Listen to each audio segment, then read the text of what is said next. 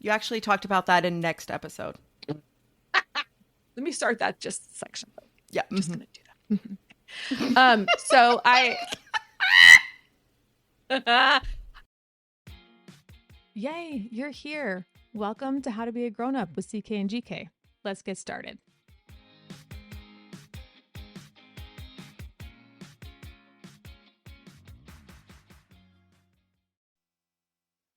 Hey friends, I'm so glad you're here. Welcome to How to Be a Grown-Up. This is the show for moms who are actively opposed to becoming the trolls in the comments section and don't want their kids being those trolls either.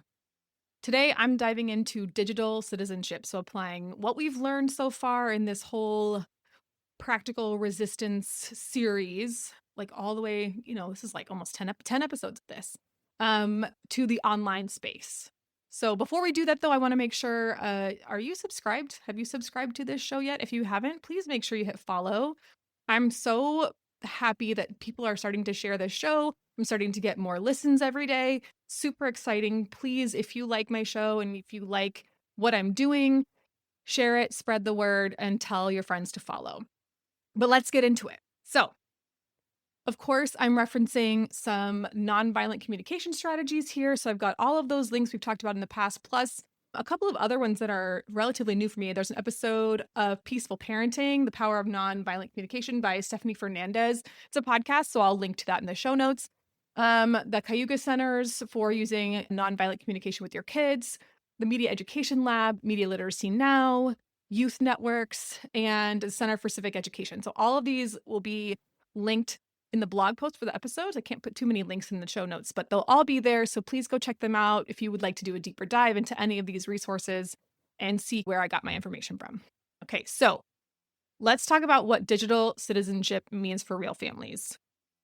If media literacy is this real or fake vibe that we were talking about a couple weeks ago, digital citizenship is the who do we become after we click post, or who are we when we're clicking post online, right? So I'm talking about digital citizenship as how we show up online. And the ideal digital citizen is one who shows up in a safe way, in a kind way, in a responsible way for ourselves and also for others. So being a responsible digital citizen also means you're building on that media literacy thing, like spotting misinformation and using nonviolent communication skills when we're upset with something that we see online. You should remember and know that kids are practicing identity, empathy, and power every single day in DMs, in group chats, whether adults are talking about it explicitly with their kids or not. So it's really important that we do have these explicit conversations, because the skills that kids are practicing are the people that they're going to be when they're online. So I was doing some digging and I found some really great rules for an online code of conduct for you and your family. This is like 4 shared principles that everyone, including you as the adult, can use and hopefully model, right? And you can say to your kids, this isn't just for you, it's for me too. We're all working on being decent humans on the internet at the same time. And maybe it will encourage you to think before you post. Maybe not. Who knows? Either way, you can put this on the fridge or on your notes app. Maybe if your kids are old enough to be digital citizens, hopefully you have a shared space where you can keep these and refer back to them. And you can also discuss them at a family meeting, which is what we talked about in the last episode. So here we go. First rule: we pause before we post or share, especially when something makes us angry or scared or feel a little smug. This was what Ariella talked about in that media literacy episode. Emotional spikes should just trigger an extra check, right? And she did mention that quite a few times. So if you haven't listened to that episode, that was episode 194 on media literacy. Go back and listen to that. It was a really good one. Second rule: we don't dehumanize people. We don't call people names. We don't use slurs or lines like, those people are trash, even when we strongly disagree. 3, we protect our safety and the safety of others. We don't share our personal information ever. Uh, Schools, addresses, locations, phone numbers without consent. And we leave conversations that feel unsafe. Last one, we repair when we mess up. If we post something that's harmful or wrong, we either delete it if it requires deleting, apologize always, and learn and repair the damage that we have done. That's what learning means. So, these are ways to apply those 4 rules. They don't require some sort of full curriculum that you have to sit down and teach your kids. We're just going to practice these things daily. We're going to do the pause before share. We're going to all practice this and make it a habit. The rule is if a post makes you feel very mad or scared or superior, there's probably a reason, and you pause. And you ask, just like Ariella mentioned, who made this? What do they want me to feel or do? And how do they know? As in, how do they know what this is? This is true, right? Again, this goes back to those media literacy frameworks that connect critical thinking to civic engagement that Ariella discussed in that episode. Please go back and listen to it. It was really good. Okay, the next thing. During those weekly family meetings, check in for teens and tweens who are willing. I would suggest doing this whether or not they are willing. Just saying. But you're going to sit side by side and you're going to do this feed check-in where each person is going to pick one post or video that they want to talk about. And then you're going to ask some questions. Why do you think the algorithm showed this to you? That's a good question. How does this make you feel? Is this the kind of thing you'd want to be known for sharing? Oh, loved that question when I saw that. And then you're going to model what you mean.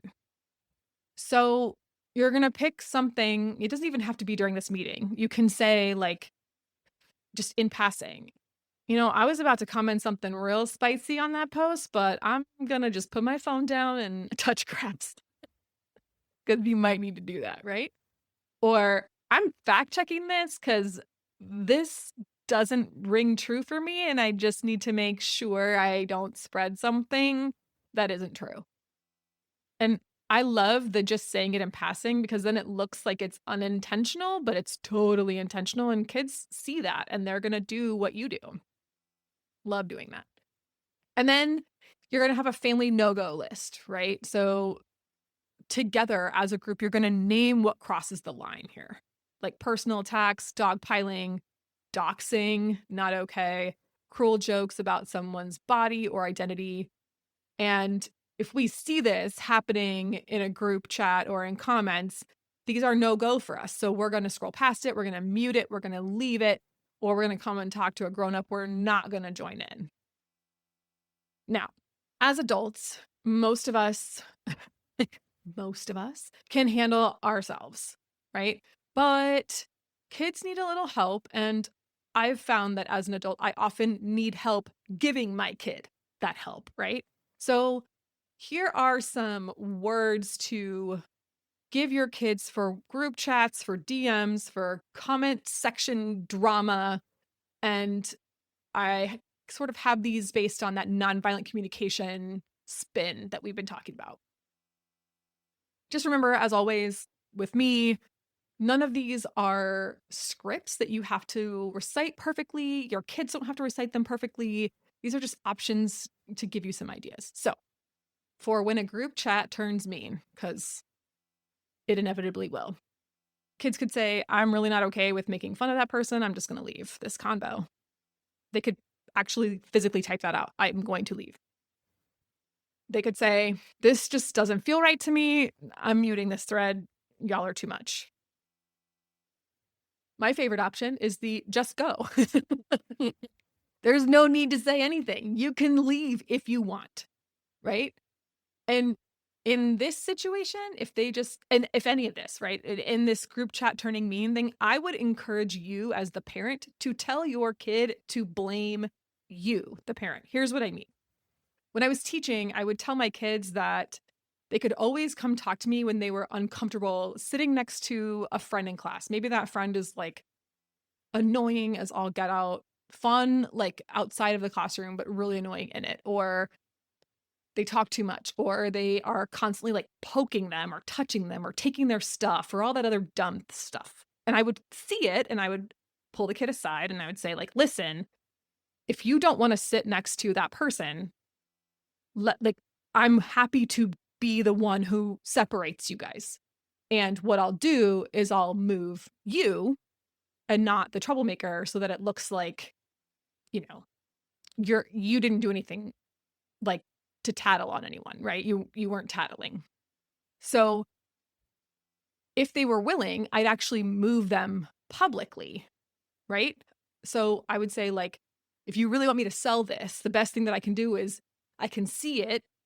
I can watch you like being the person who's like responding. And then I can say, okay, little one, get up. You're going to sit over here. And if I do it publicly, then it's really, really selling that they are in trouble with me. And that's why I'm moving their seat, not that they came to me and said, can you please move my seat? Right? It's kind of like when you hear about those families who have a no questions asked text policy, like text me an X if you are at a place you don't want to be and you need me to come get you, and I will call you and I will yell at you on the phone and I will come pick you up right then. It's sort of that vibe. So you can do that here. You can have your kids say, you know, hey, my mom or dad or caregiver, whoever they may be, checks my messages. And when they saw that, they made me leave the group chat. And you can even have the kid be like, have the kid say, hey, this is kid's mom. I'm not cool with any of this. My kid's out, and just remove them that way. Right? All about the blame the parent situation. It really helps kids a lot. If a kid sees like some sketchy or upsetting content, similar thing, right? If it comes from a friend, they can say like, hey, that kind of stuff makes me uncomfortable. Can you please not send that to me? Or again, hey, my mom checks my messages. Don't send that. I'm going to get in trouble. Or you got me in trouble and now I don't have my phone. Something like that, right? They can also turn to a trusted adult and say, I got something in my DMs that I don't know how to handle. Can I show this to you? And hopefully you're the kind of parent that, or you have trusted adults in your life that they can go to you or another person that they trust and share that. Now, when they realize that they joined in, oof, this is rough. Like,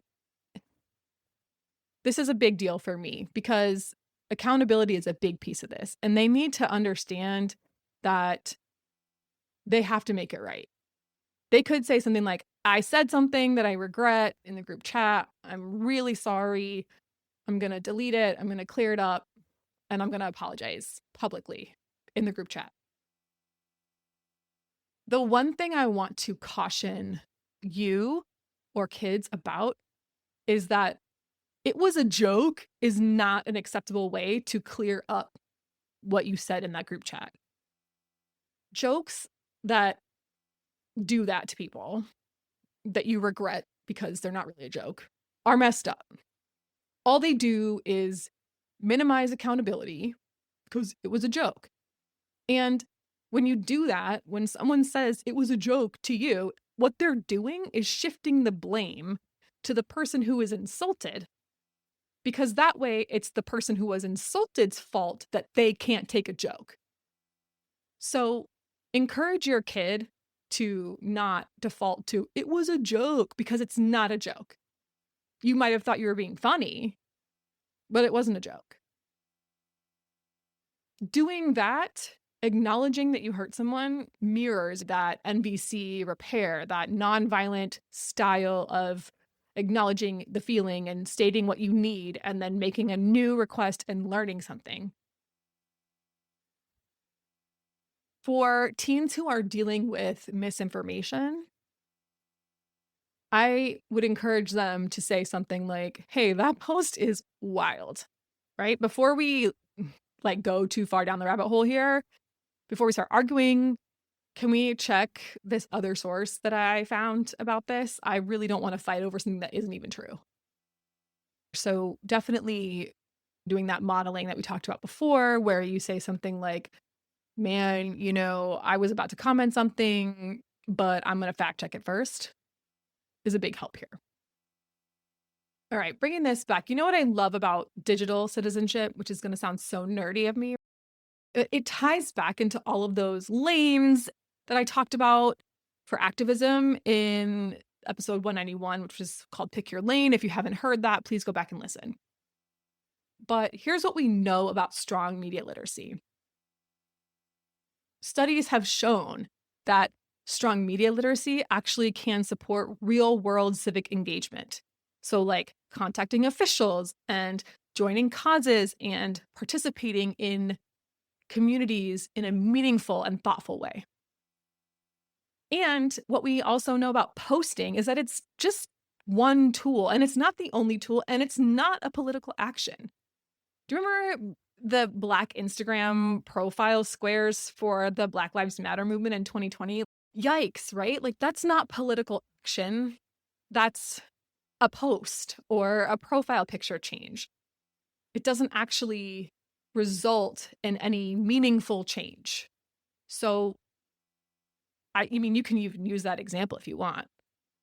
Go for it. But what you need to do is actually make the connection between the digital citizenship piece and the practical civic engagement piece. Here's how you do that. So like, let's say that there's some sort of heated online debate about maybe a school issue or whatever. You can then say, man, you're pretty fired up about this. Do you want to take that energy and send an email to the school board?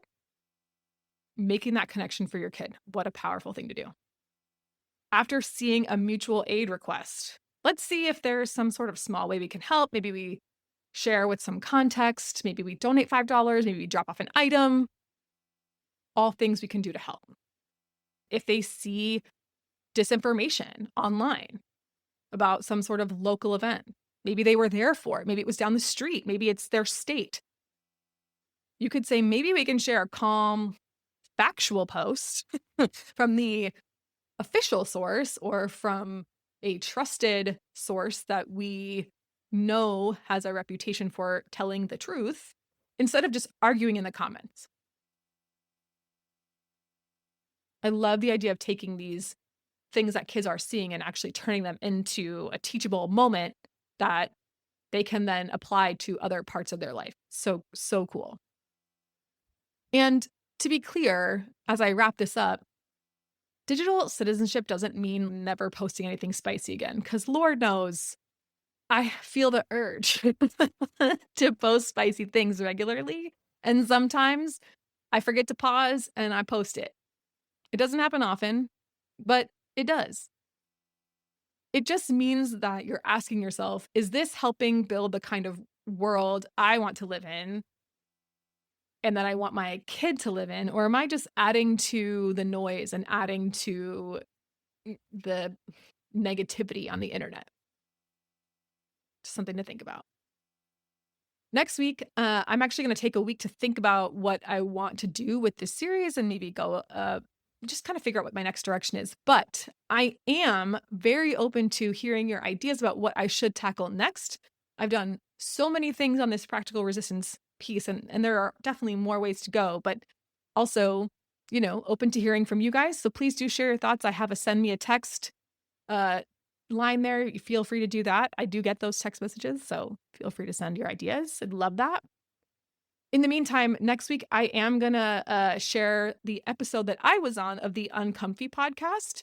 It was really fun meeting that team and having a conversation with Dr. Julie about finding out about my own ADHD diagnosis through something that happened to my child. So stay tuned for that. It's coming next week. Subscribe now so you don't miss it. Love you, mean it. Be a good digital citizen. And bye.